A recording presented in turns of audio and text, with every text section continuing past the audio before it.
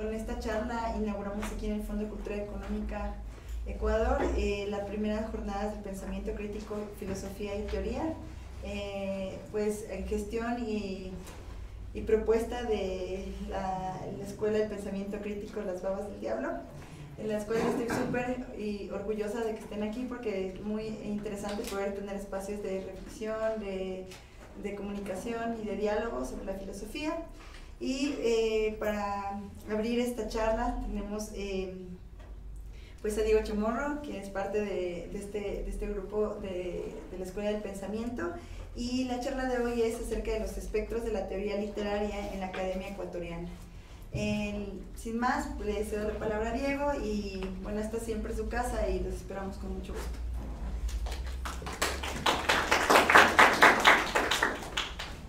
Bueno, en principio les agradezco muchísimo por prenderse a esta idea que queremos institucionalizarla con la Escuela de Pensamiento. Le agradezco mucho a la ARI que siempre ha abierto las puertas del Fondo de Cultura para hacer un proceso de divulgación y poner en cuenta cosas que tal vez el debate académico necesita renovarse, puntualizar ciertas cosas y tener en cuenta ello, ¿sí?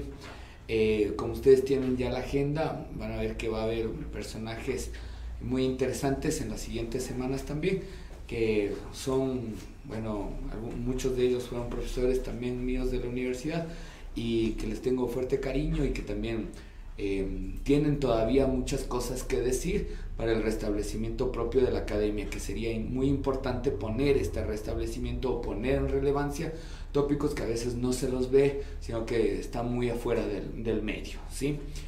Por otra sustancia, en esto voy a explicarles más o menos consecuentemente qué es esto de los fantasmas de la teoría literaria y por qué elegí este nombre para esta intervención, que quiero hacerlo más bien como una charla, no como una ponencia. Tengo algunas anotaciones en realidad de otros textos que he publicado, pero más bien quiero hacerlo un poco más como si fuese una clase o una charla o un diálogo en realidad.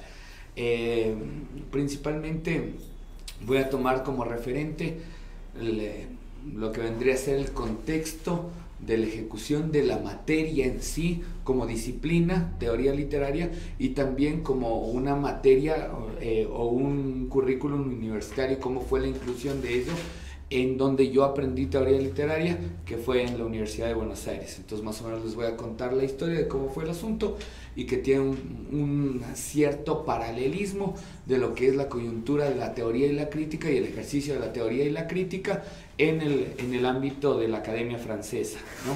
Que tiene mucho que ver también con la Academia bonaerense en realidad, o con la UBA específicamente, y que obviamente hay un salto posterior, que es lo que quiero contextualizar con lo que está pasando o con lo que, bueno, opcionalmente quisiese que suceda aquí en nuestra Academia Ecuatoriana, ¿no?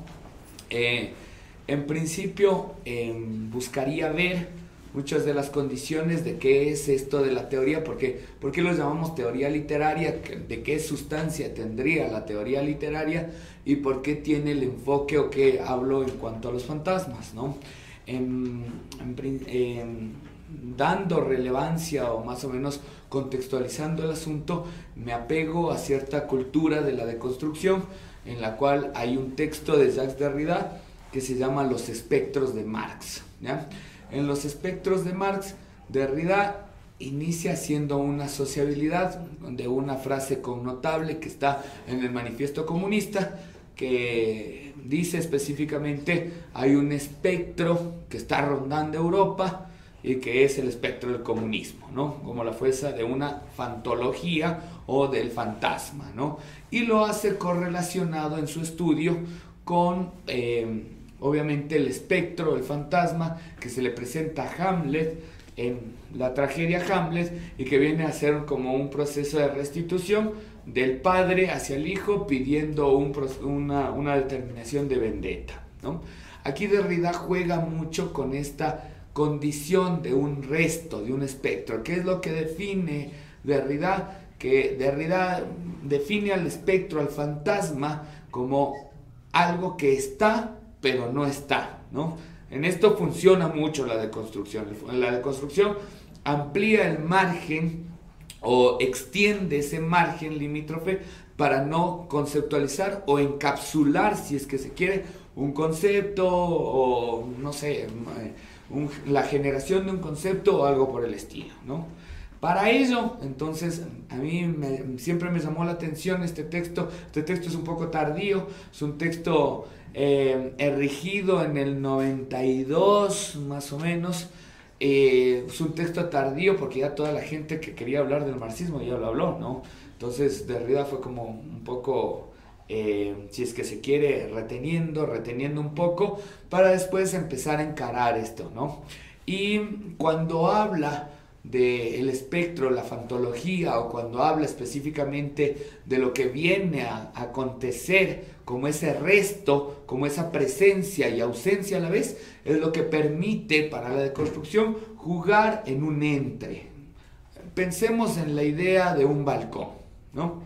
El balcón tiene como una condición de que está en lo público, es público, donde me puede ver la gente, pero a la vez es privado porque está dentro de mi casa, si es que se quiere. Eso es más o menos la figura del entre o el resto que busca la deconstrucción y más o menos parametrizar de lo que quiere decir Derrida. Yo voy a tomar esta figura teórica de Derrida para decir que este entre o este resto fue como una fantología, unos fantasmas o espectrales, si es que se quiere, que quedaron diluidos o que se quiere restituir dentro de la teoría en la academia aquí, ¿ya? Sirve muchísimo esto, este nivel de presentación en realidad, o este producto vinculativo, este evocativo hacia la deconstrucción. Primero porque la deconstrucción muchos lo toman como un proceso, una metodología de lectura, otros lo toman como si fuese, no sé, una teoría literaria. De hecho, la deconstrucción recae muchísimo, la deconstrucción de Derrida recae muchísimo en la escuela de literatura de Yale, y se forma el grupo de Yale, ¿no? Encabezado por el conocido Harold Bloom, que después se deslinda de la deconstrucción, ¿no? Dice, no, yo no tengo nada que ver con ello, pero él hizo una edición que se llama Deconstrucción y Crítica, en donde sale él, sale Derrida, sale Gillis Miller, Geoffrey Hartman y compañía. Todos los grandes críticos literarios, y Paul de Man, perdón, todos los grandes críticos literarios de Yale tienen una huella deconstructiva porque encontraron en la deconstrucción un resto teórico muy fuerte que le acometía una metodología de lectura impresionante. Cansados de lo que vendría a ser anteriormente esa figura en la academia norteamericana que va a ser el New Criticism, ¿no? Bueno, el que estaba en florecimiento en los 50. Derrida explota en el 67 y a la academia gringa ya en los 70, todo el postestructuralismo llega como un proceso de importación bastante grande a los gringos, ¿no? A la academia norteamericana, que tiene fuerte relevancia porque después fue llamada la French Theory. Y aquí me voy a permitir tomar unos minutos para explicar eso, porque nosotros aquí en las academias latinoamericanas, si es que se quiere, llamamos teoría literaria. Nosotros llamamos teoría literaria. En realidad, por afuera, o en Europa, o en los Estados Unidos, que son las academias fuertes que nosotros mantenemos dentro de ese vínculo, ellos no lo llaman teoría literaria, ellos lo llaman teoría nada más, ¿no? Y consecuentemente tiene una distribución en ello porque, por ejemplo, hay un texto que se llama Gödel, Escher y Bach, que es un texto realmente de un científico que ganó un Pulitzer, y este texto empieza a hacer como un análisis de cierto tipo de sustitución del yo a través de algoritmos matemáticos. ¿Qué tiene que ver esto con la literatura? No, tiene que ver mucho, ¿sí? Muchas veces cuando nosotros vamos dentro de las escuelas de literatura o dentro de las apropiaciones mismas, no digo tal vez de la escuela secundaria, pero sí de la academia universitaria, en las escuelas de literatura, donde yo fui perteneciente también, me doy cuenta que le damos rigor a una tendencia específica de lo que va a ser un análisis inmanente. Y a veces poniendo un poco de lado o dejando un poco de lado la figura de la teoría literaria o hasta la misma procesión de la criticidad. ¿Qué viene a ser la crítica en realidad? La crítica es como una dimensión táctica de la teoría. Eso es lo que viene a ser la crítica, una dimensión táctica de la teoría, ¿ya? Dentro de esto tendríamos que ver qué es lo que ha pasado con el espectro crítico y teórico aquí en el Ecuador, también, ¿no? Poniendo en cuenta este tipo de restituciones. Y en una de las cosas también, a mí lo que me llama la atención es que muchas personas, por ejemplo, no sé, leen Bourdieu exquisitamente como si fuese un estratagema sociológico. Entonces, si es que no eres sociólogo, no puedes leer Bourdieu. No me permito para ello, ¿sí? O si es que no eres psicoanalista, no puedes leer Freud, no puedes leer Lacan. No sería así. El dinamismo tal vez de la teoría literaria o de las especializaciones en teoría, o tal vez el proceso de expansión que me permite la teoría literaria, es que yo puedo manejar la teoría literaria desde un texto, no sé, se me viene a la cabeza el golpe de dados de Mallarmé, por ejemplo, como si fuese un producto teórico, o podría leer, no sé, se me viene a la cabeza también Crepúsculo de los ídolos de Nietzsche como si fuese un producto teórico, y asimismo podría leer el Seminario 8 de Lacan como si fuese un producto teórico. Y no tengo ningún inconveniente con ese manejo en ello, porque todo eso me va a ayudar a mi proceso de reflexión, de intensificación, y que la inmanencia no sea solo particularizado dentro de un texto, ¿ya? Si es que tuviese que hacer texto literario, o sea, crítica de un texto literario, si es que fuese en ese caso, ¿ya? Entonces, ¿desde dónde parte, o desde dónde quise partir esta intervención? Es específicamente en relocalizar, como les había dicho, dos mundos. Uno, la especificación de lo que es la Academia Francesa, y otro, lo que es la Academia de la Universidad de Buenos Aires. ¿Por qué la Academia Francesa? Porque me parece que hay dos textos que empiezan a irrumpir el mundo crítico y el mundo teórico, o cómo empezar a focalizar la teoría o la crítica desde otra ordenanza, ¿no? Específicamente hablo de dos textos de Barthes, uno que se llama Sarracín, publicado en 1963, y otro que se llama Crítica y Verdad, que es publicado en 1966. Tengamos en cuenta que están próximos al Mayo francés, ¿no? Tomo la oportunidad que también es una connotación aprovechando el Mayo francés, ¿sí? Y que se viene a hacer un procedimiento dentro de ello que van a ser estas jornadas de pensamiento crítico, filosofía y también teoría, ¿no? No dejemos de lado la teoría porque a veces es como la última rueda del coche y podría ser bastante funcional en realidad. Bueno, tomo estos dos textos, principalmente Crítica y Verdad en el 66, porque empieza una polémica, ¿sí? Empieza una polémica con un profesor de la Sorbona que se llama Picard. Picard era experto en Racine. Él tenía la cátedra principal de letras clásicas francesas que daba Racine, ¿ya? Y él dijo específicamente, así se lee Racine. No hay otra forma de leer Racine. Barthes dice, creo que no. Creo que hay otras formas. Y saca este texto Sarracín y SZ, que son dos textos que empiezan a desglosar y desvincular la manera clásica o inmanente de leer Racine. Entonces eso para la Academia de la Sorbona o para la Academia Francesa fue un golpe bastante fuerte, ¿no? Y Picard sintió un golpe bastante fuerte, empieza a sacar su defensa, polémica en este caso, en revistas y en su propia institucionalidad académica, y Barthes saca otro texto que va a ser Crítica y Verdad, donde empieza a relatar qué es lo que pasó con Picard, y luego dictamina y dice, bueno, estas son las maneras, ¿no? Y ojo cómo se llama el texto, ¿no? Crítica y Verdad. Bastante suntuoso lo que empieza a elaborar Barthes. Y a partir de ello, la gente tiene otra proposición de cómo leer esto. Más aún, tendríamos que ver qué es lo que pasa en esa institución. Lo que hace Barthes es desafiar la autoridad de la institucionalidad académica francesa, con nombre la Sorbona. Eso es lo que hace Barthes. Y esa es la condición teórica y crítica que se necesita. 1. 2. bueno, hay una parte en realidad que Barthes empieza a mencionar lo que va a llamar el estado literario o el estado de la literatura. Estado con E mayúscula, ¿no? Este estado de la literatura va a ser como un surgimiento institucionalizado de lo que es la literatura y cómo debería ser concebida la literatura en ese entonces, en los años 60.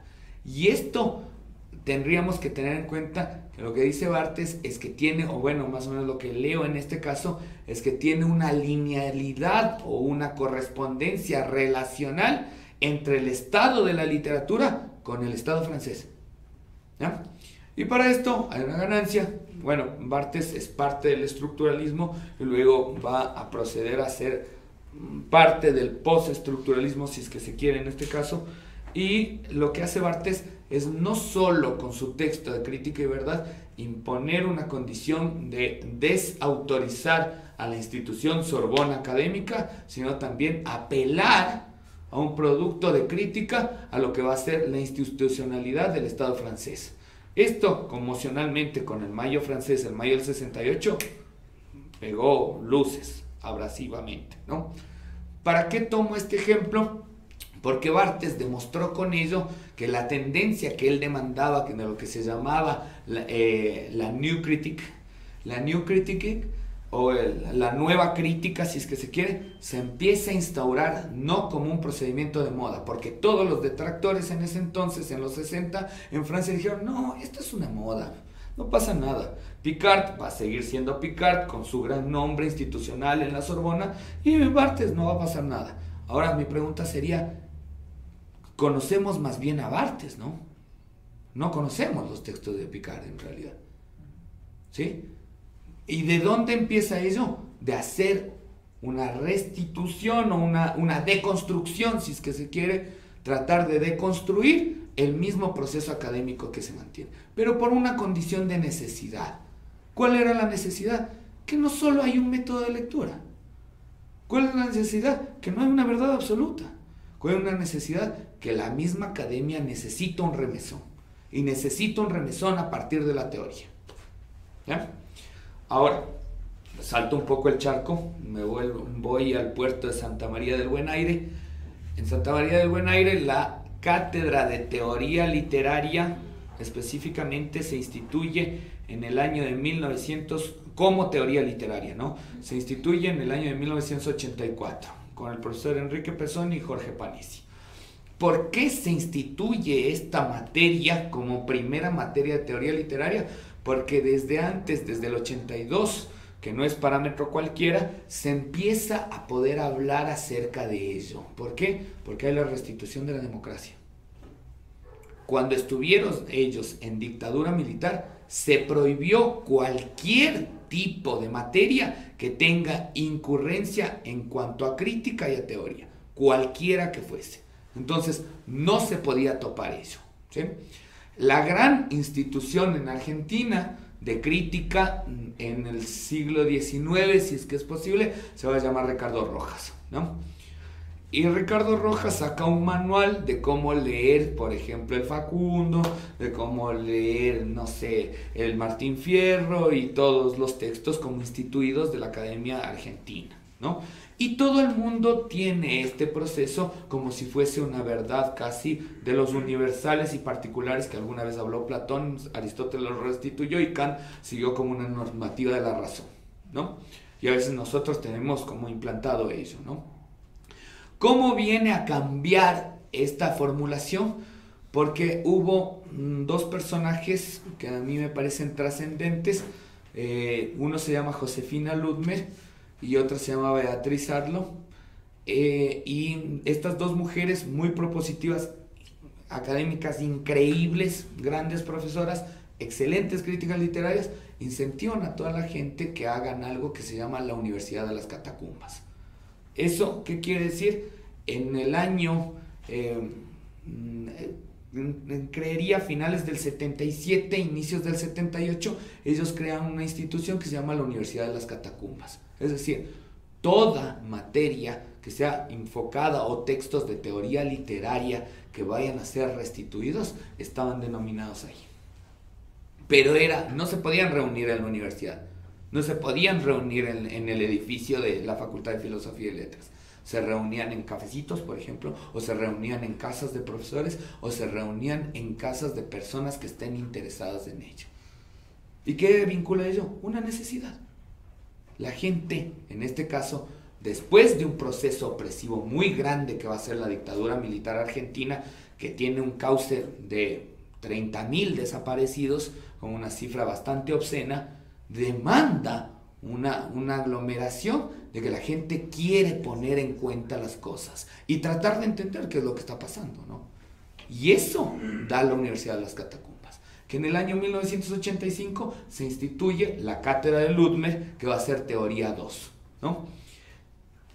Por si acaso, si es que quieren saber algo de ello, está este texto que es el desgrabado de las clases, se llama Clases 1985, algunos problemas de teoría literaria, y es la edición y prólogo de una gran colega que se llama Nick Lois, que ahora es del grupo de estudio de Jean-Marie Schaeffer en Francia. Bueno, para esto, ¿para qué quiero llegar en ello? Porque Ludmer propone algo que es muy novedoso, muy novedoso. Principalmente en los años 77 y 78 hace grupos de estudio en los cuales busca un generativo de hacer primero principios de algo que la teoría ha sido necesaria y que no está en constitución de ello, que son procesos de traducción propia de ello. O sea, hace grupos de estudio para leer en lengua original al teórico y poder hacer un proceso de traducción, ¿sí? Para hacer traducción tienes que ser experto en ello, ¿no? O sea, experto en el teórico que estamos manejando y manejar el lenguaje teórico, ¿no?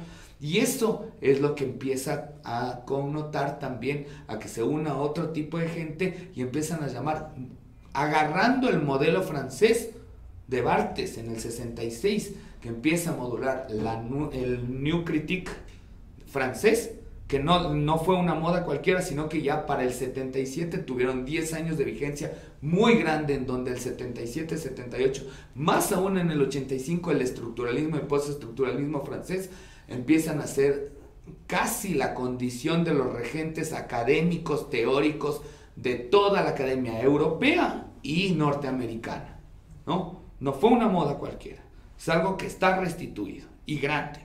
Ellos toman una manera y dicen, tomando ese modelo nosotros vamos a llamar la nueva crítica, ¿sí? ¿Y qué es lo que van a hacer? Una ejemplificación de ello es tratar de anular las primeras cabezas inductivamente no literarias, ¿no? No están pegándole al Martín Fierro así nomás, sino están sacando un nuevo estratagema de cómo pensar literatura. Porque en ello, la primera conducción de esto es pensar qué es literatura.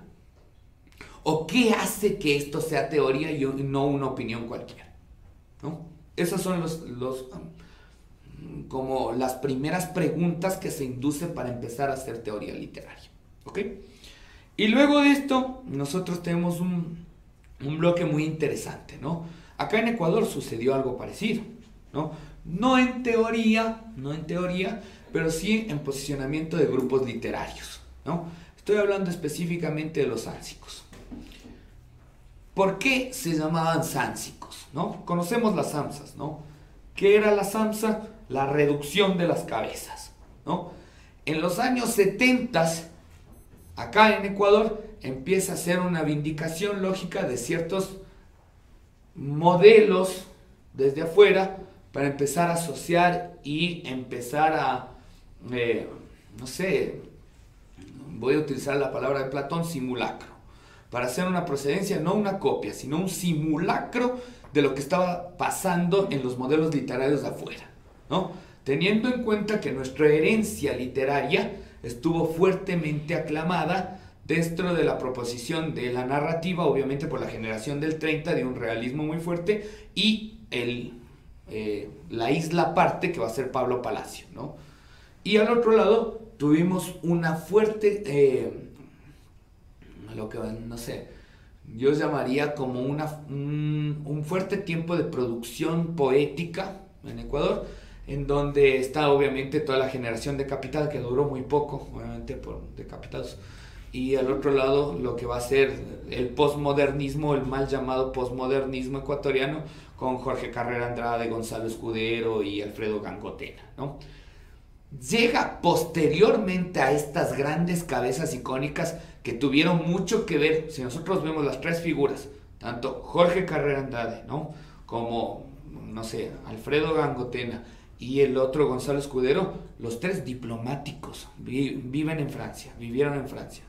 Se llenaron de ¿qué? De todas las vanguardias que estaban sucediendo allá. París fue una eclosión gigantesca culturalmente, en plano artístico, en plano teórico y poético. Y a partir de ello llegan tres cabezas visibles gigantescas. Llegan estos tres grandes. ¿Qué es lo que hicieron los sánsicos? Botarles encima. ¿Por qué se llaman sánsicos? Porque había que reducir esas grandes cabezas. Pero no podían reducir esas grandes cabezas así nomás. Tenían que formular un espacio desde donde, ¿no? Ahí hay un restablecimiento en donde la crítica empieza a tomar otra modulación. Aquí, en Ecuador, ¿sí? Ahora, ¿qué es lo que yo veo o visiono en cuanto a la formación de la teoría, ¿no? Para tener un poco más claro, ya vimos como para panoramas históricos y demás, cómo es lo que viene a ser el ejercicio de la teoría, ¿no? O cómo viene a ser el establecimiento de algo que no hay, ¿no? Porque yo creo siempre, un profesor que tuve de teoría 3, se llamaba el profesor Miguel Vitagliano, siempre afirmaba que el proceso de donde no existe teoría es cuando más se necesita pensar de esta manera, ¿no? Porque el establecimiento a veces, no sé, viene a que la teoría es un poco confusa, no se puede interpretar muy fácilmente, no llega muy bien el manejo, o hasta muchas veces no nos llegan los libros, ¿no? No tenemos la condición tal vez de tener el último libro, no sé, que sacó Manuel Asensi Pérez, por decir uno de los grandes, me parece a mí, críticos y teóricos literarios ahora en habla hispana, y no, qué sé yo, ¿no? Hay diferentes aspectos en ello. Eso demanda también otro teórico que se llama Paul Deman, que dice que todo el público tiene un proceso de resistencia a la teoría, pero esa propia resistencia es su continuidad de la necesidad que hay en ella, en ese mismo establecimiento teórico, ¿no? Entonces, lo que yo veo en este caso como un parámetro para ir a la fantología o al espectral, que se empezó a diluir la figura teórica dentro de la academia, ¿no? Se empezó a diluir la figura de la teoría en muchas de las disciplinas. No solo estoy hablando dentro del campo específicamente de la literatura, ¿no? No estoy hablando ni de la filosofía. Bueno, la filosofía tiene otro tipo de arranque que tenemos que ir directamente al texto y va a ser un texto filosófico conviviendo tal vez con esta condición teórica también, ¿no? Pero, no sé, me parece que en el campo de las ciencias humanas se empezó a diluir la condición de la necesidad crítica y teórica, porque no hay un establecimiento fuerte de un parámetro crítico. O sea, ¿qué quiero decir? La producción literaria puede ser muy buena, ¿sí? Y no creo que deba haber una institucionalización crítica, pero por lo menos que exista, ¿sí? Por lo menos que exista. Pero para hacer esta institucionalidad crítica necesitamos gente que sepa de crítica. Y esto, como vuelvo a repetir, la crítica es la dimensión táctica de la teoría. Y si nosotros no tenemos teoría, menos aún va a haber crítica, ¿sí? Menos aún va a haber crítica, ¿ok? Ahora, ¿cuál es la otra postulación en ello? Ya que me han mandado de los franceses y todo, ahora voy a ir con un decolonial. El profesor Walter Mignolo, que es el ejercicio de la decolonialidad y que antes daba clases en la Universidad de Buenos Aires, una vez fue invitado a una clase de teoría y dijo algo muy interesante, ¿no? En el campo en sí de la teoría, cómo deben haber 5 características para que exista el establecimiento de este campo teórico. Entonces yo tomé nota y decía, voy a pensar cómo es eso. Entonces voy a tratar de filtrar eso. Lo primero que dijo Miñolo, que me llamaba la atención, es que exista un campo material de ello.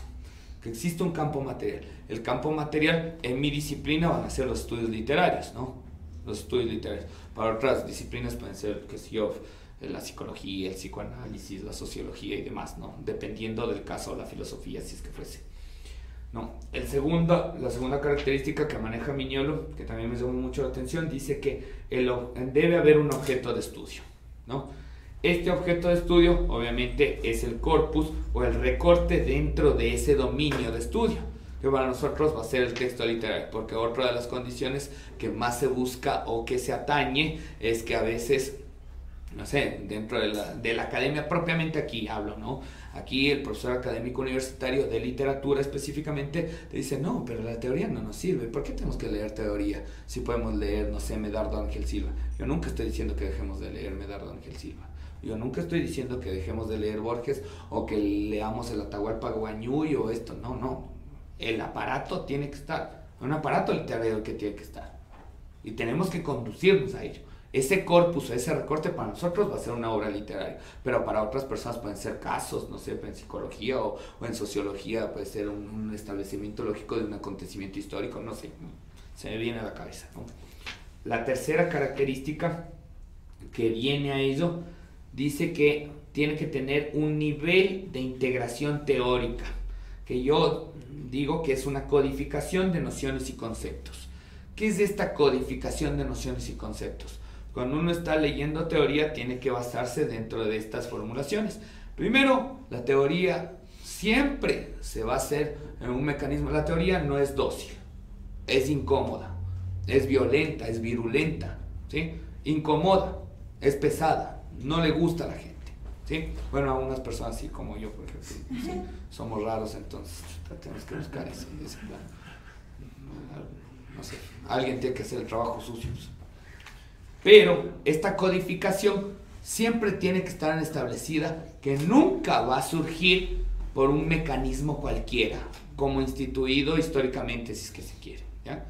Siempre tiene que tener algo de una problemática. O sea, la teoría surge cuando yo creo un problema para hacer un establecimiento dentro de esa teoría. Si no, no funciona, pues. Si no, sería leer teoría por leer nada más, ¿no? La cuarta característica que decía Miñolo dice, el conjunto de problemas a resolver. Nos topamos con ello. Entonces, ¿qué es esto? Esto es construir una hipótesis de lectura. No puedo leer, por ejemplo, Medardo Ángel Silva solo por una constitución. O sea, está lindo leer por un placer estético. Lo valoro totalmente, ¿sí?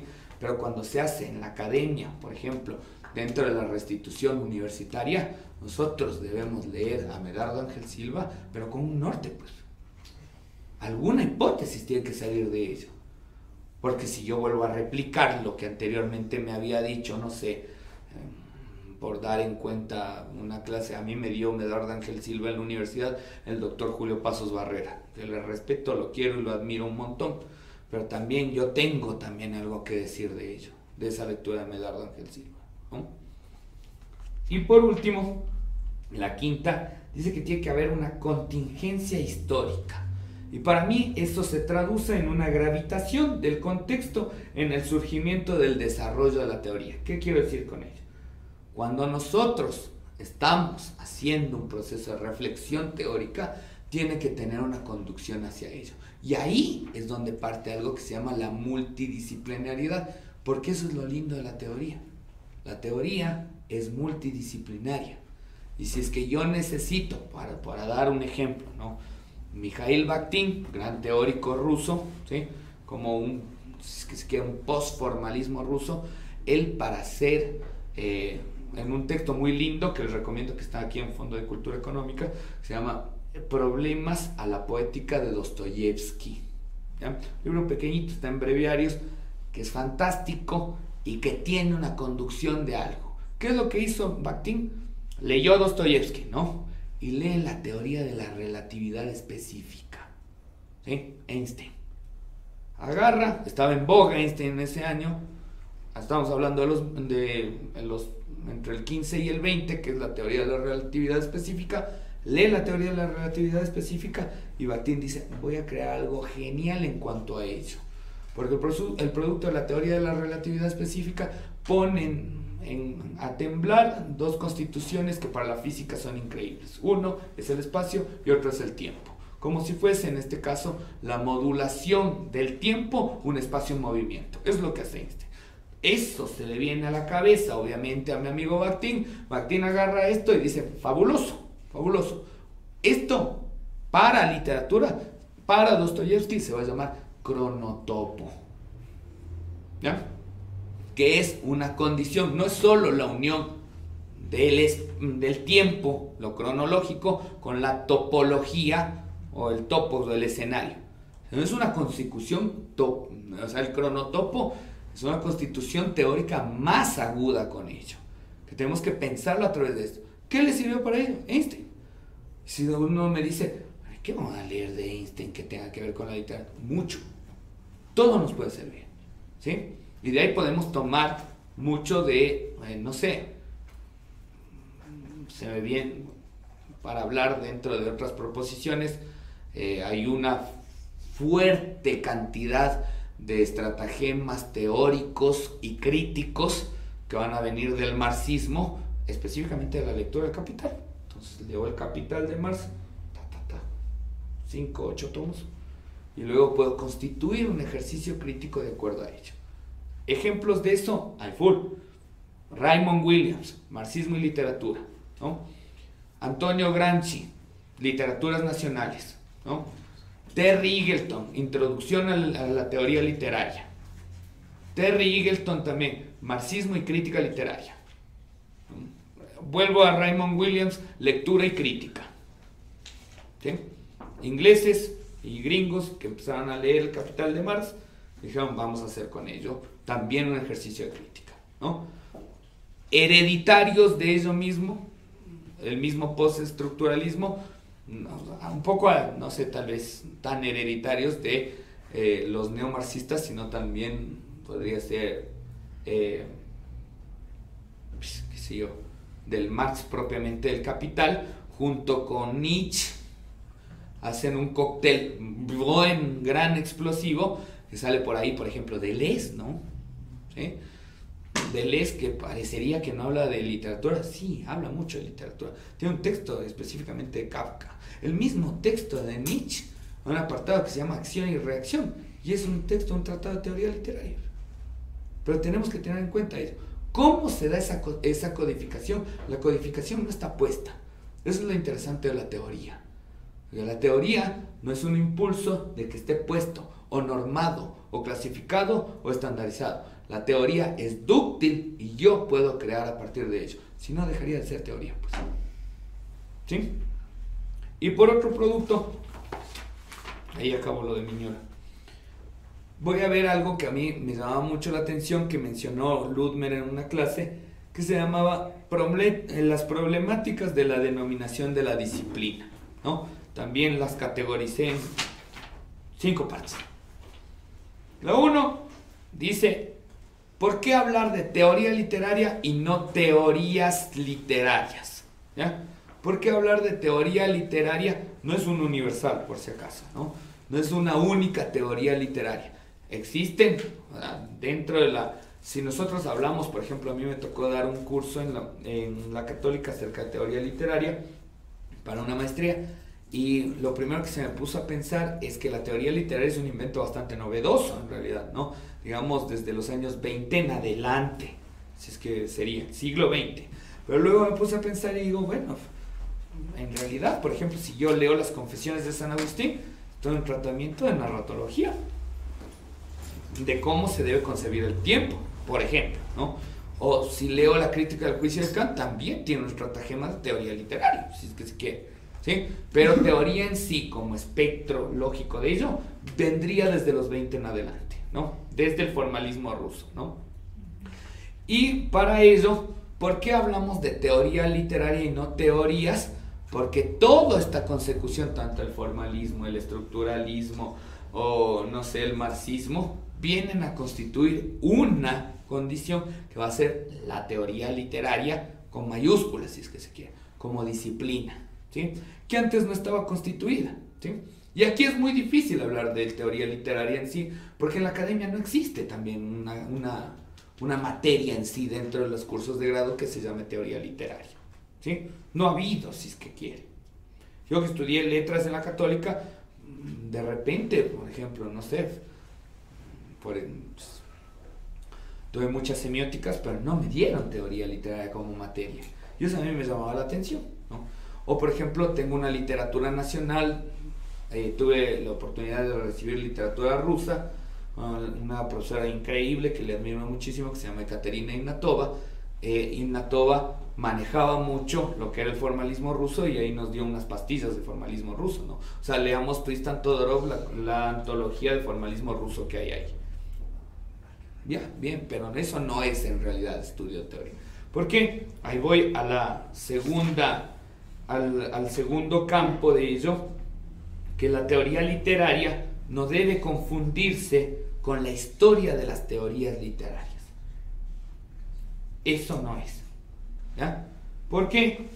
Porque se estudia, insisto, se estudia teoría literaria no de una manera cronológica, se estudia a partir de las contiendas, de los problemas, de las polémicas que existen. Porque cuando hay una irrupción, como incomoda la teoría literaria, o como incomoda la teoría en sí, tiene varias contiendas. Se basa en contender, en polemos, en la polémica que existe en ello, ¿no? Otra de las problemáticas de esta denominación de la disciplina es que la teoría literaria se enfoca más en los efectos que produce más que en la conformación interna de ello, ¿sí? O sea, ¿qué quiero decir con esto? Por ejemplo, había a mí me llamaba la atención de ¿cómo se llamaba? Un seminario que dio un profesor, que se llama Eduardo Gruner. Gruner sacó un seminario que se llamaba Polémicas eran las de antes, y en todas estuvo Sartre, ¿no? Era la manera o la ductibilidad de ver que Sartre contendía con todos, pero no es que Sartre se ponía a discutir con todo el mundo, sino que el ejercicio filosófico sartreano o la teoría del existencialismo sartreano es muy, muy productiva para poder contender desde diferentes aristas a ello. Un minutito más y luego damos un paso a las preguntas. Otra de las cosas que me llama mucho en esto, primero voy a tratar de definir qué es esto de la teoría literaria, ¿no? Cuando hablo, por lo menos lo que trato de distinguir en ello, cuando hablo de teoría literaria, primero hablo de un discurso especulativo, ¿no? ¿Qué es esto de la función especulativa? La palabra especular viene de speculum, y speculum a su vez en latín significa espejo. ¿Y qué es espejo? Lo que refleja. Si yo hago una simulación de un espejo, en el espejo nunca va a estar la imagen de la realidad, sino una representación de esa realidad. Esa representación de la realidad es la especulación de esa misma realidad, ¿sí? Entonces, cuando hablo de teoría literaria, hablo específicamente de un discurso especulativo, ¿eh? Y segundo, tomando en cuenta que ninguna teoría es una verdad absoluta, no puede fungir en ello, ¿no? El segundo apelativo que tengo es que la teoría literaria, al ser especulativa, no puede repetir lo que quiere explicar. O sea, yo tengo un modelo reiterativo que vendría a ser la imagen, y cuando hago ese ejercicio reflex, ya que está aquí una cámara reflex, el reflejo, o en este caso el espejo que existe en ello, nunca va a ser la misma cuestión o la misma cosa que está aquí. Eso es el efecto, es la postulación de la teoría, ¿no? Y por último, tengo que, obviamente, la teoría tiene cierta complejidad interpretativa. Sí, tiene cierta complejidad interpretativa, porque demanda una condición de un discurso que no es totalmente claro, ¿sí? No hay una precisión de ello, ¿sí? Y para esto, me demanda desde algo. ¿Por qué no es totalmente clara en sí? Porque el principal efecto de la teoría es demostrar que el sentido común, ese llamado sentido común, entre comillas, es una construcción histórica, es una cuestión artificial, o sea, no se puede negar su condición de artificio, ese sentido común, o lo que antes se podría llamar como el proceso de los universales. Ese sentido común, que todos lo aceptamos como una verdad del sentido común, eso pone a prueba la teoría. Y por eso incomoda. Porque para los demás va a estar instituido que el sentido común está bien, pues.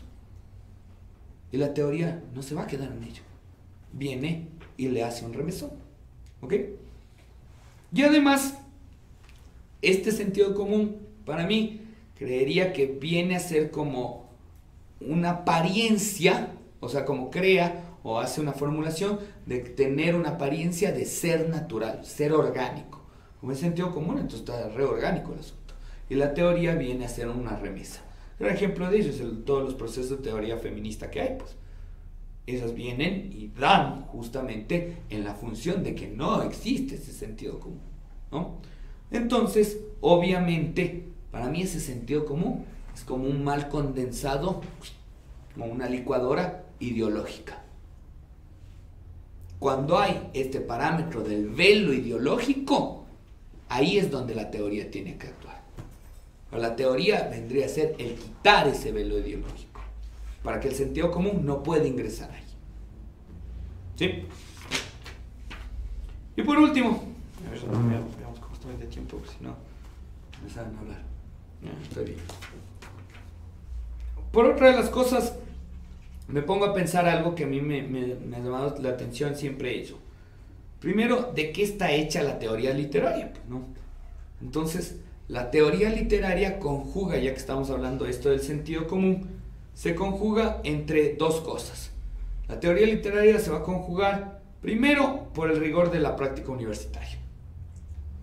Entra desde ese parámetro.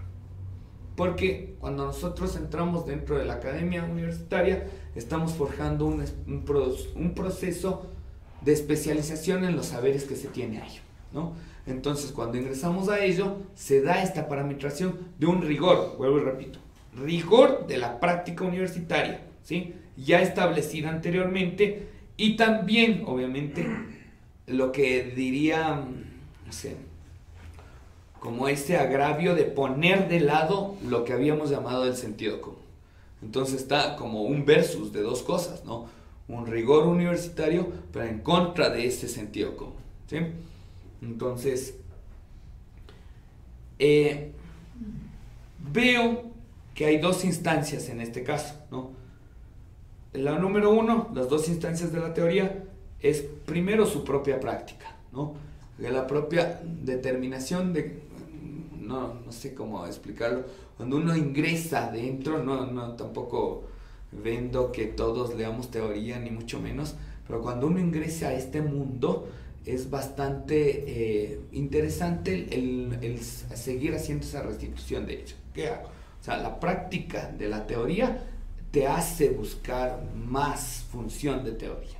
Entonces estás vinculado y siguiendo en este mismo camino, ¿no? Y luego se vuelve placentero. Al principio es muy complicado en realidad, o sea, en principio no es tan asequible, como dije, es complejo, duele, te frustras, pero después encuentras un proceso de satisfacción muy grande, ¿no? Y la segunda, me parece que a más de esta instancia de la práctica propia de la teoría, hay algo que llamaría como la reflexión sobre el propio quehacer de la teoría, ¿no? Y esto para mí es ya dentro de entrar de un plano de la crítica, porque el mundo de la ejecución de la crítica puede cambiar ciertos paradigmas hasta los ejercicios de producción, ¿no? Ahí voy a tener en cuenta, yo tenía un profesor que se llama Ezequiel de Rosso, que siempre a mí me llamaba mucho la atención lo que él decía, que el crítico tiene que hacer dos cosas, ¿sí? No es que el crítico tenga que decir la verdad, ¿no? No es que el crítico tenga que también, el crítico no puede ni aniquilar a alguien con una crítica, no es su labor, ni tampoco tiene que, no sé, lanzarle flores a otro, ¿no? O ser como un clientelismo, o una parentalidad, o si se quiere una fraternalidad, o somos panas, entonces sí, hagamos una crítica linda. No, el crítico no tiene por qué buscar ese tipo de cosas. Primero porque no hay críticas ni positivas ni negativas, hay crítica nada más, ¿sí? La crítica viene a ser una procedencia neutral, si es que hubiese una instancia, pero no, en realidad la crítica toma una posición, ¿sí? Y al tomar ello, toma una consecuencia también, ¿no? Y eso es lo que a mí me agrada de hacer este ejercicio. Cuando uno se pone a hacer crítica de algo, primero no es una búsqueda de hacer daño ni hacer el bien a otra persona. Es simplemente poner en exposición una condición táctica de lo que vos ya sabes, en este caso, ¿no? Uno. Y dos, lo que hace el crítico es decir lo que tiene que decir en el momento que tiene que decir, así incomode a los demás, y poner la firma de ello. Y luego esperar la respuesta. Y eso a mí me gusta un montón, ¿sí? Primero porque es real, porque eso es necesario. Porque aquí estamos colmados de un proceso de restituciones en donde la misma academia de donde debería partir el ejercicio crítico está plagado de clientelismos y de fraternalidades y amiguismos. Así, entonces, porque es mi pana, yo mando a leer esto. Así, porque es mi pana, entonces, y en ellos mismos se mueve la producción misma del ejercicio crítico, entre comillas, que yo lo pondría en tela de duda, ¿sí? Y otra de las sustancias en ello es que cuando está el ejercicio más grande de la producción teórica, es también el ingenio que debe tener en esto, ¿sí? Porque placenteramente meterse a un poema y seguir leyendo está todo bien, o meterse en una novela y seguir leyendo está todo bien, pero meterse en un libro de teoría y seguir leyendo hasta el final es tener un compromiso con ello y ser dúctil e ingenioso con eso, ¿sí? Ya. Y por último quería retomar una función de lo que se llama los modos de leer, porque esto siempre va a servir. Todos tenemos un procedimiento funcional que se van a llamar los modos de leer o los modos de lectura. ¿Qué son estos modos de lectura? Unos modos de lectura principalmente, hasta son clases, que yo lo he visto, ¿sí? Son clases que a veces los profesores tienen institucionalizado y sacan la hojita ya amarilla y te dicen cómo tienes que leer, no sé, a Pablo Palacio, ¿sí? Y ese es el dictamen unificado del modo de lectura. Primero, el modo de lectura no es institucionalizado, ¿sí? No es institucionalizado. El modo de lectura tiene que ser particularizado, pues. Y ahí es donde la teoría viene y rompe con ello. El modo de lectura es un proceso histórico también. No nos alejemos de ese parámetro, ¿no? El modo de lectura es artificioso y es creado. Y no tiene que ser como un paradigma a seguir, nada más. Y lo más bonito de hacer crítica y teoría es que no hay otra persona que te venga y te diga, no, loco, no, está bien, no está mal. Porque todos estamos hablando de un discurso especulativo de ello, ¿sí? Bueno, eso es lo que tenía que decirles en realidad, nada más. Quisiese abrir un rato para poder dialogar, habían ya preguntas en ello y bueno, de acuerdo a eso podríamos dialogar un poco y también tengo un par de ideas, pero primero, antes que se me vaya el tiempo, quisiese escuchar lo que tengan que decir también con eso. Había una pregunta.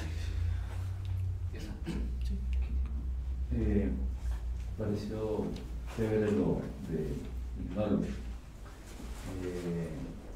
que ves, son caminos, sería ir de la teoría al texto literario, ¿no? Pero me quedó en la cabeza la idea de que, y esa es la pregunta, ¿podría ser que de un texto literario ir hacia, no la teoría literaria, pero podría ir hacia una teoría sociológica o hacia otro tipo de teoría? Te pongo un ejemplo. Ahorita estoy revisando el texto de Los revolucionarios lo intentan de nuevo, que habla de cómo votamos presidentes aquí en Ecuador. ¿Verdad? A mí se me ocurre que por ahí podría haber una pista para hacer una teoría sociológica de los populismos o algo así. Entonces, podría haber ese camino, o sea, desde el texto literario hacia otras ramas de las humanidades y fabricar teorías a partir de eso. Sí, por supuesto. La pregunta es netamente pertinente y válida. Primero porque la teoría es una condición multidisciplinaria, ¿no? Entonces, por ejemplo, insisto, vuelvo a tomar el ejemplo de Bakhtin, ¿no?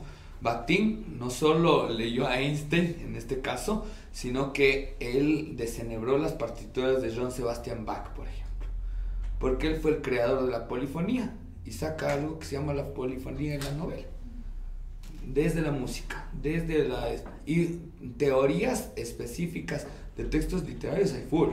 El gran ejemplo conmocional va a ser el Ulises de Joyce. Ulises de Joyce rompe todas las estructuras de que los demás teóricos empiezan a delinear. Joyce, cuando hizo ese libro, dijo: este libro lo hago para darles de trabajo a los críticos los 100 próximos años, ¿no? Ya llevamos más de 100 años, seguimos en la misma onda, pero sirve muchísimo. A lo menos tengamos en cuenta que no hay un límite, o no hay una conducta, o no hay una receta proclive para decir esto sí puede incluirse en la teoría y esto no, nada más.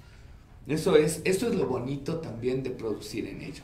Y más que todo, siempre tengamos en cuenta, por ejemplo, uno de los procesos de valorización que tiene en ello es poner en evidencia algo que en el curso de Lingüística General, Ferdinand de Saussure dice casi en las primeras páginas, ¿no? Para tratar de definir qué era la semiótica, ¿no? Lo primero que dice en esa producción, de lo que me estoy acordando específicamente, acabo de venir de la materia de semiótica, dice: es una ciencia que apuesta y se aproxima a la vida social. O sea, no puede ser puesta solo en escena de que no vaya a servir o no en ello. Obviamente, el mismo marxismo, no existiría el marxismo si no hubiese una teoría en condición de la práctica, ¿no? George Politzer, que es el más doctrinario del marxismo, te dice, no existe otra filosofía sino esto, el materialismo histórico, ¿no? Como una condición de practicidad de la reflexión histórica que demanda. Ahora, yo siempre creería condicionadamente, primero, que nosotros tenemos una riqueza absoluta de muchas cosas, ¿no? Justamente el día de ayer se hacía una mención de un concepto que vendría a ser desde lo andino del corazonar, ¿no? O podríamos hacer, no sé, a mí se me viene a la cabeza también empezar a ver, no objetualmente, solo que el corpus de hacer teoría tiene que ser otra teoría. No existe eso, ¿no? O sea, a mí me parecería que también tenemos muchas cuestiones, sea oralidad, sea mitos, sea leyendas, sea proposiciones nuestras, sea nuestra proposición cultural misma, ¿no? Esto, o sea, cuando hacemos un proceso de la decolonialidad, también está impuesto que no está instituido como una condición netamente fuera, ¿no? O sea, no es cerrar el asunto. Y ahí puedo dar ejemplo de ello. Este texto que se llama El Mundo, el texto del crítico de Edward Said. Edward Said es el encabezador de lo que vendría a ser los estudios culturales y la decolonialidad, si es que se quiere. Pero Edward Said no podría haber hecho el orientalismo sin antes haber leído Joseph Conrad. Nunca hubiera poder haber hecho este libro si no hubiese leído Derrida, o no, como él mismo dice, yo no hubiese podido hacer esto si no hubiese viajado a los Estados Unidos también. Pero también tengo mi herencia. Entonces todo lo que sea solvente para ello sirve muchísimo, por supuesto. Y la literatura más aún, pues, nos ayuda un montón de cosas. Yo pensaría, Barthes nunca fue limitado en esos procesos, ¿no?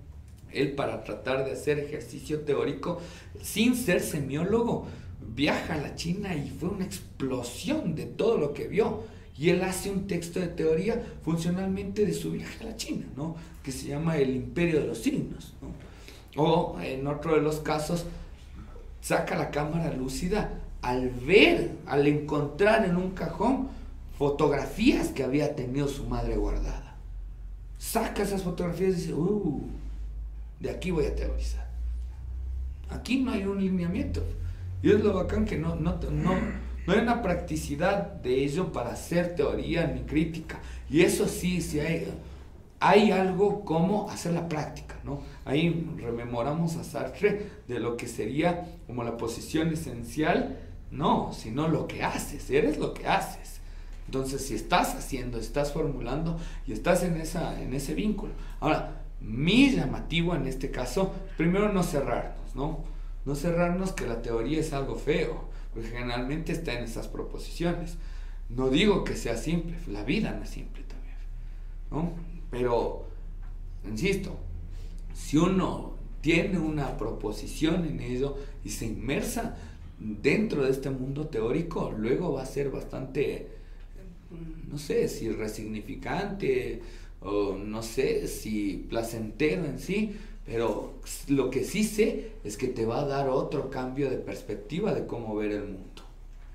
Y eso para mí es bastante validero, ¿no? No sé si contesté no le di la respuesta a la pregunta específicamente, pero la teoría se basa en la multidisciplinaridad. De hecho, yo creería que tendría que ser como consecutiva en ello, ¿no? Por eso digo, aquí nosotros comandamos al darle como la adjetivación, si es que se quiere, de teoría literaria, ¿no? Pero en realidad es teoría en sí, ¿no? O sea, para más claro, sí te entiendo, pero si es que me pones ejemplos que te dije acá. Bueno, por ejemplo, yo estoy trabajando ahorita en un libro que hablo específicamente, estoy leyendo a Borges porque es mi tema de tesis en realidad, ¿no? Y yo estoy trabajando en un proceso en que los cuentos, las narraciones de Borges ya son un estratagema postulativo de la teoría. O sea, para mí él ya estaba adelantando en el mismo proceso irónico que tiene, ¿no? Si nosotros vemos ello, está demandado hacia ese aspecto. Es un proceso hipotético que yo lo planteo, ¿no? Me remito a ciertas condiciones desde mi propia lectura crítica y obviamente desde las condiciones de producción que tengo para hacer ello, pero me remite, o sea, el texto literario me remite a mí para poder teorizar, ¿no? Para ello me he basado en algunas cosas que es como otras visiones teóricas, pero también tengo en mi cuenta, por ejemplo, hasta anécdotas que me han pasado, ¿no? Algo que me pasó, me llama la atención y puedo producir en esa misma cosa, ¿no? O, por ejemplo, había un gran crítico literario que se llamaba Ángel Rama, ¿no? Uruguayo. Él murió con alguien en un viaje de avión, no me acuerdo con qué escritor, con Pacheco, me parece, ¿no? Murieron en un accidente de avión. Y le encuentran un día a Ángel Rama los diarios, ¿no? Él ha sabido escribir diarios, ¿no? Y cuando leían los diarios tenía, por ejemplo, poesía, y después tenía textos muy fuertes críticos, y después tenía la lista de compras de ir al supermercado, ¿no? Y a partir uno leía, sería que no tienen nada que ver el uno del otro, o ponía en este caso, no sé, me fui a un concierto de ello, y luego leías lo que estaba producentemente en ese entonces, y todo tenía coordinación, hasta lo que se fue al banco a él, o la cola de banco con quien conversó, o la lista del supermercado, fue un condicionamiento de poder pensar en ello, ¿no? Nosotros leemos los diarios de Kafka, es un texto de crítica literaria muy interesante en realidad, una autocrítica si es que se quiere, ¿no? Entonces, me parecería que la teoría literaria primero no tiene un estratagema de decir, este es el modelo de hacer crítica, o este es el modelo de hacer teoría, porque no hay cómo, pero sí hay una condición en ello. Todo te puede servir, por supuesto que todo te puede servir, ¿no? Experiencias de viaje, qué sé yo, ¿no? Hay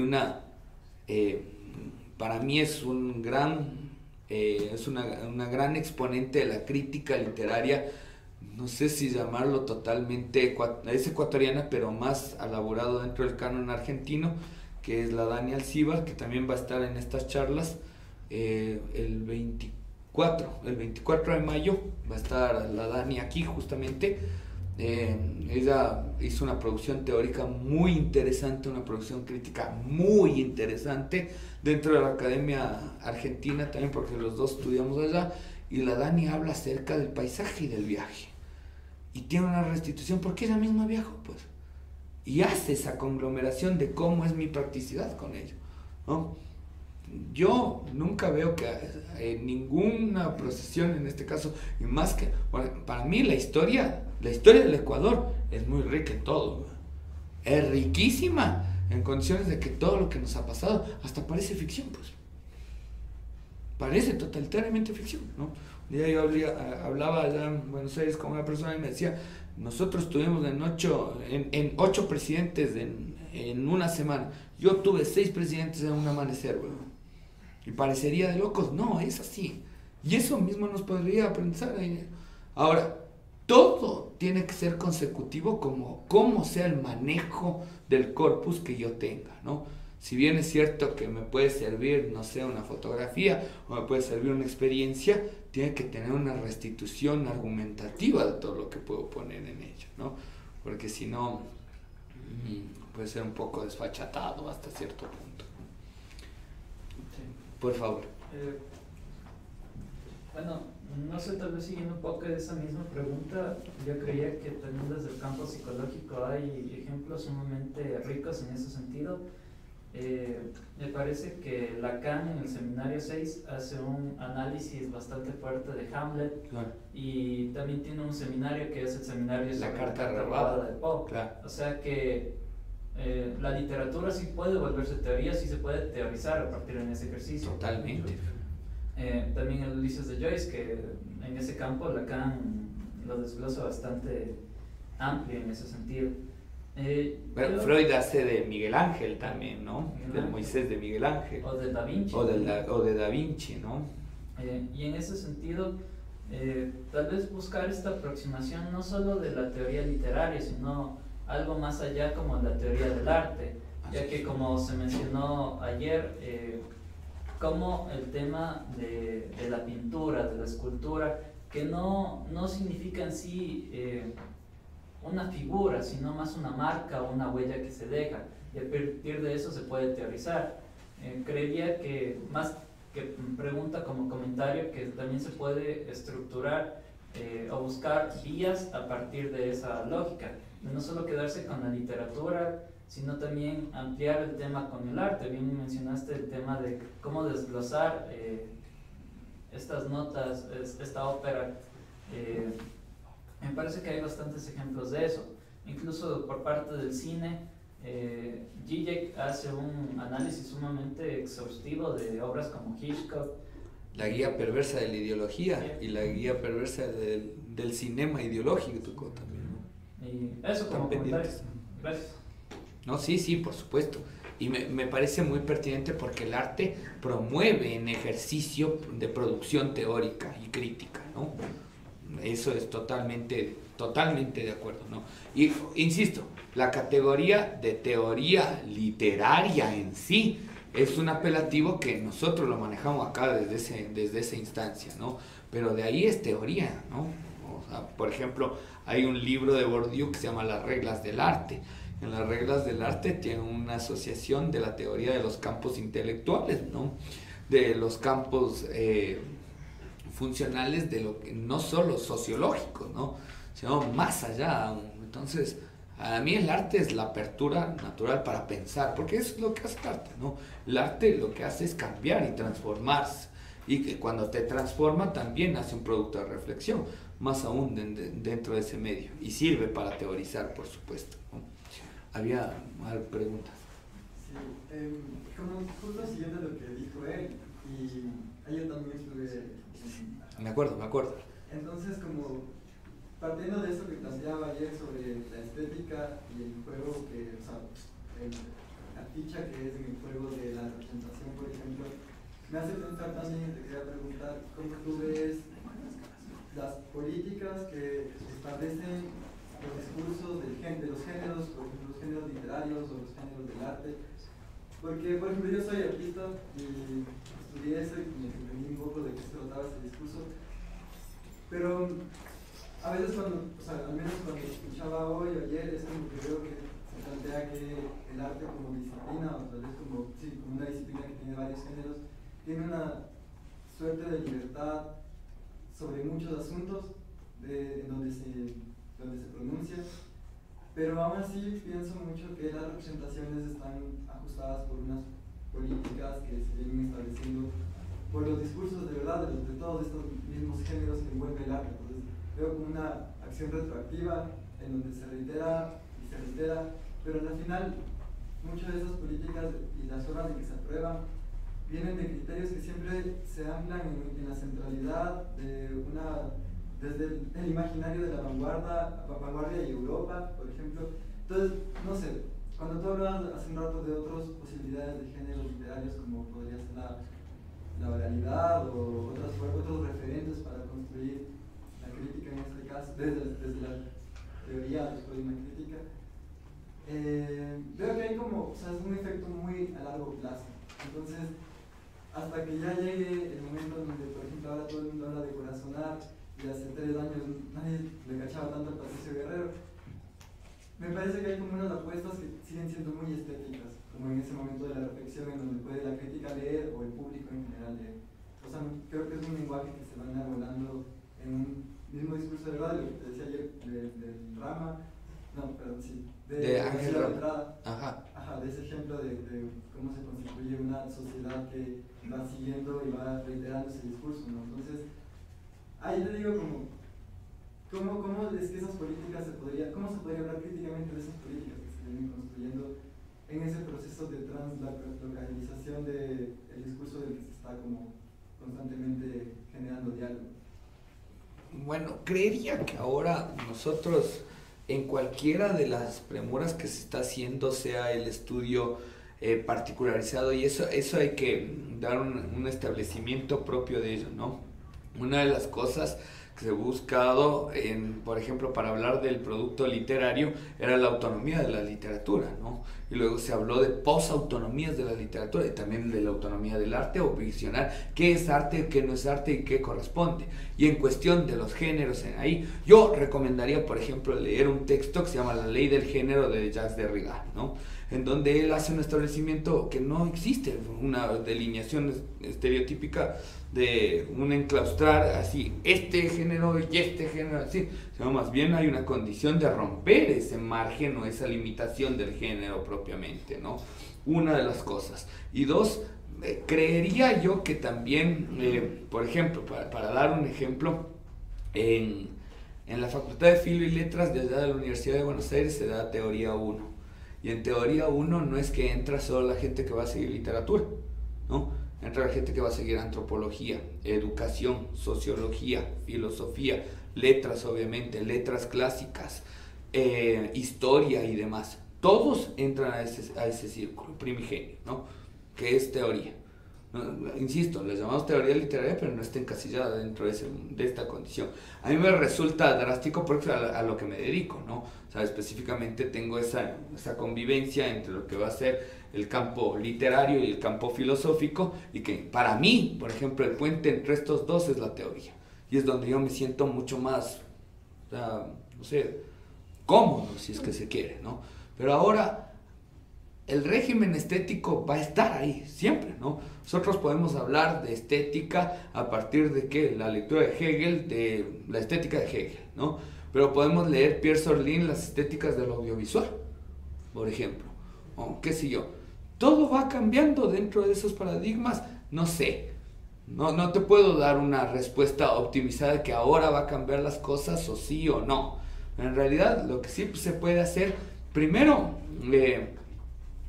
me parece que todo ejercicio, por lo menos en el arte, está dentro de un proceso bastante experimental, de hecho, ahora, ¿no? Ahora la gente ya no se dedica a pintar cuadros o a esculpir en sí, como antes se consideraba el arte, entre comillas, sino más bien en lo que se llamaría artes visuales, a transponer otros ejercicios artísticos, ¿no?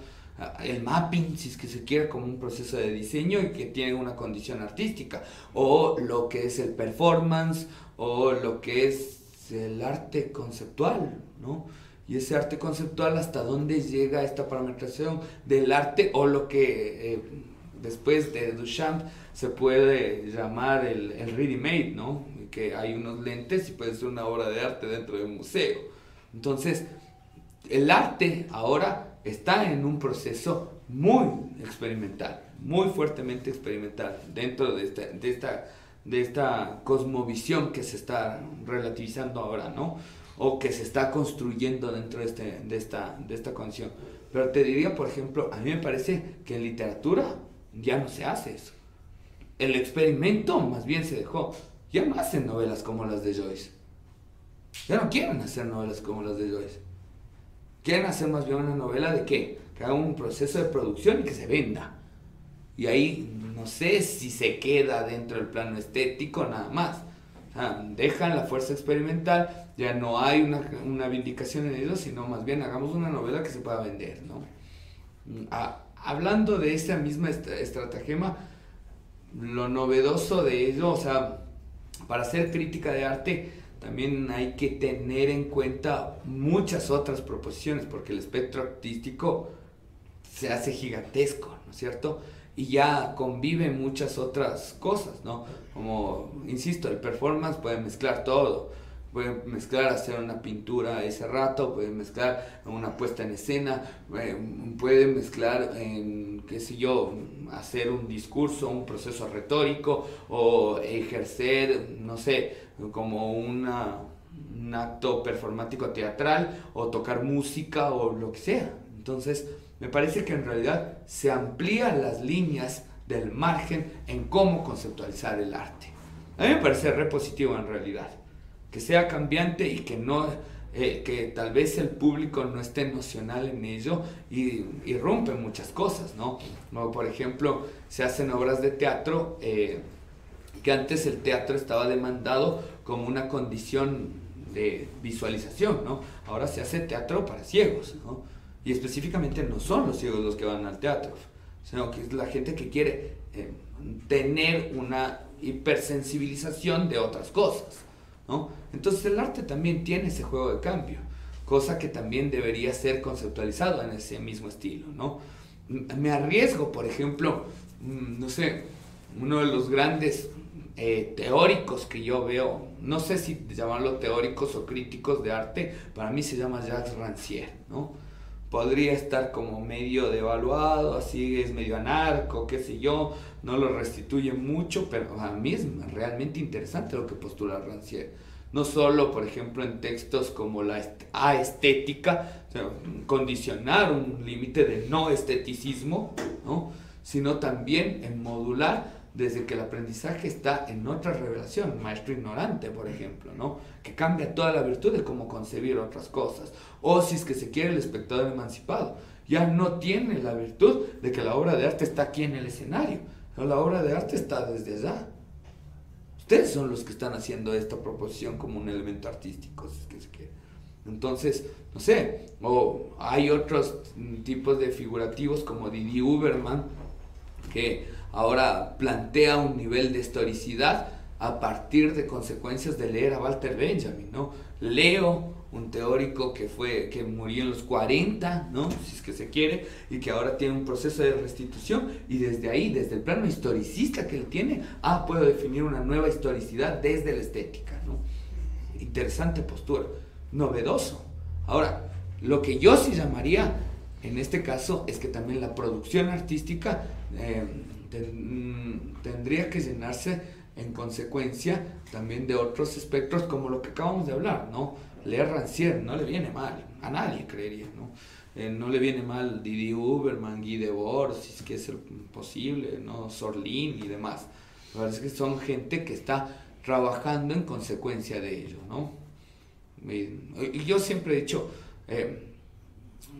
no sé si la teoría le puede cambiar la vida a alguien, en realidad no sé si pase eso, o un texto de crítica no pase en ello, pero bueno, mal no le va a hacer en realidad, ¿no? A nadie.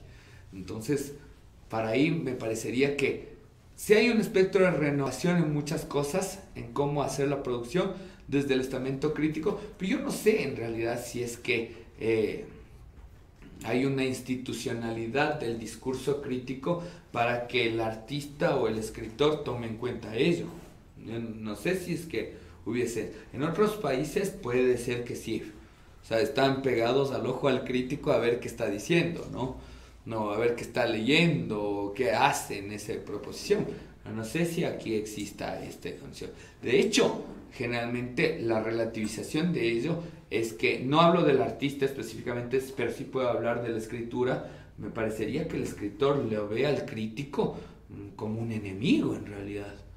No, estos son enemigos, entonces nosotros no nos acercamos a ellos, más bien alejémonos, estamos haciendo bien las cosas.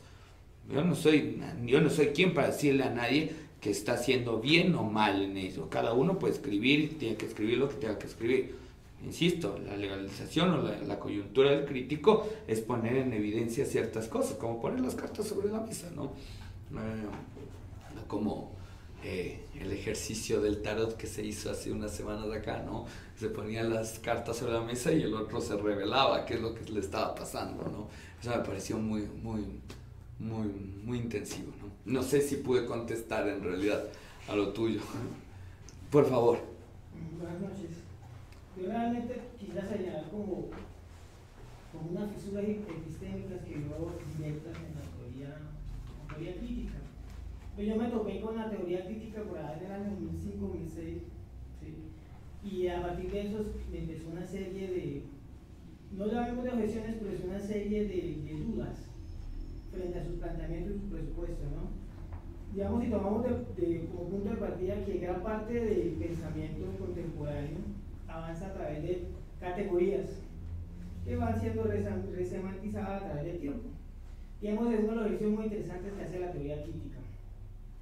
Pero yo veo como una fisura epistémica esa abnegación especulativa que hay dentro de la teoría crítica. Lo digo en la medida en que se abstiene de ser una verdad absoluta, pero en últimas, dentro de su interior podemos encontrar de que no deja de ser una teoría de la verdad, que puede ser interpretada desde diferentes ópticas, diferentes escenarios. ¿Sí? Cuando hablamos de teoría crítica, ¿a qué nos estamos llamando? ¿A la escuela de Frankfurt o en sí a la teoría en sí? ¿O a la crítica por separado? Tomémoslo desde la escuela de Frankfurt. Ya. ¿Sí? Para contextualizar, ¿no? Bueno. Entonces, esa negación no me deja señalar de que detrás de todo eso se quiere como postular una verdad que puede ser interpretada, ¿sí? Una pluralidad de conceptos que pueden ser vistos a partir de mis experiencias subjetivas, como usted ahorita lo señalaba. Veo también algo que me sigo pensando mucho, y es esa tensión metodológica. Hay una tensión metodológica en la teoría crítica que no me permite ser homogéneo, pero sin embargo me permite postular. Y el simple ejercicio de postular sigue siendo un ejercicio reflexivo y autocrítico, que tiene lo lógico, persigue algo, ¿no? La pregunta es ¿qué persigue? Y esa pregunta ¿qué persigue? Me llega a pensar en un sentido muy heideggeriano cuando hablaba Heidegger, por ejemplo, de que había que repensar lo pensado. Y esos horizontes interpretativos generan una metodológica que por momentos alguien podría hablar de cierta conducta libertaria en la crítica, ¿no? Y por último, quería señalar ya para finalizar que esa teoría especular que hay en el corazón de todos estos presupuestos es como, yo inmediatamente me regreso a Platón y paso al medioevo y sigo pensando en la teoría que trata de mostrar la mentira para formular una verdad. Platón simplemente, y aquí digamos hay un panorama muy interesante en la teoría crítica que tiene que ver con el conocimiento orgánico, ¿no? Yo coloco en tela de juicio todos los principios de autoridad, como lo llamaba Popper, y sin embargo, esos principios de autoridad van a mostrar o me van a revelar algo el famoso logo apofántico del que hablaba Aristóteles y que retoma Heidegger. ¿Para qué? Para generar una verdad. Y me parece realmente, digamos, que todo eso viene obedeciendo a esa pugna metodológica, a esa negación especulativa, que en última vienen a subrayar como unas pequeñas fisuras, unos pequeños resquicios epistémicos que hacen también de que dentro de esa crítica haya una crítica un poco más profunda, por llamarlo así, porque es vista ya desde la otra orilla. Era solo eso. En realidad yo veo que en principio ningún proceso teórico va a estar, no lo llamaría una verdad si es que fuese el caso, ¿no? Porque ahí estaríamos condicionando, sino tal vez como un acercamiento hacia la condición de las certezas, ¿no? Aproximadamente, no sé si los teóricos hacen o publican un libro para condicionar o afirmar una verdad absoluta sobre todas las cosas, ¿no? Principalmente porque nadie les daría caso, en realidad. El teórico es lo que menos se lee o que tiene la proposición en ello. La sobreexposición crítica, estoy totalmente de acuerdo, porque hay una sobreexposición demandada de la crítica, ¿no? Pero, bueno, dependiendo de cómo sea el planteamiento contextual de eso. Aquí me parece que no hay. Aquí hay una deficiencia, aquí en Ecuador específicamente hay una deficiencia dentro del mundo crítico, ¿sí? Y además, sí me parece muy bueno el observar esta facción especulativa o este carácter de discurso especulativo hasta cierto punto, porque la crítica lo que demanda es poner en crisis un sistema. Porque si haces una crítica nada más por criticar, no sé si tenga también un efecto de sustancia. Ahí sí rememoro lo que había dicho Marx anteriormente, rememoro el ejercicio de Heidegger finalizando la introducción de Ser y Tiempo, y rememoro todo el proceso de la deconstrucción. Nosotros necesitamos poner en crisis un sistema para ejercer un proceso de transformación y cambio, nada más. Hay que destruir primero para construir algo. Si no, nos quedamos con las manos vacías nada más. O tal vez con una sensación placentera, efímera de que no se hizo nada, ¿no? Pero de ahí, insisto, que con el fundamento teórico se vaya a cambiar el mundo en sí, no creo que suceda en realidad, ¿no? Pero hay que tener una huella de eso, ¿no? Las fisuras que se habla dentro de ese medio está dentro de lo que vendría a ser la ética epistemológica. Tal vez la teoría, la filosofía se permitiría mucho más ética epistemológica, por supuesto que sí, ¿sí? Porque hay un nivel de convivencia muy drástico con la epistemología, pero tal vez la teoría no. Y esa sea una licitud que tenga, que puede ser virtuosa, o tal vez puede ser un defecto, no lo sé. Pero para mí me parece que está conllevado hacia un proceso de realización y desarrollo. Si no hubiese esta permisión, no hubiese un ejercicio de arriesgar en cuanto a la polémica, en cuanto a la contienda y a la divergencia que exista en el formular teoría en realidad, ¿no? Sería como el planteamiento en realidad que veo o que condiciono, ¿no? Bueno, si no hay nada más, les agradezco muchísimo a todos y por supuesto les invitaría a que estén que vengan a este tipo de charlas. Fue muy rico para mí tener una interacción con todos, ¿no? Y que sigamos construyendo en conjunto este tipo de espacios que es muy necesario, ¿no? No solo para la academia, sino para todos en realidad, ¿sí? Les agradezco muchísimo, ¿no?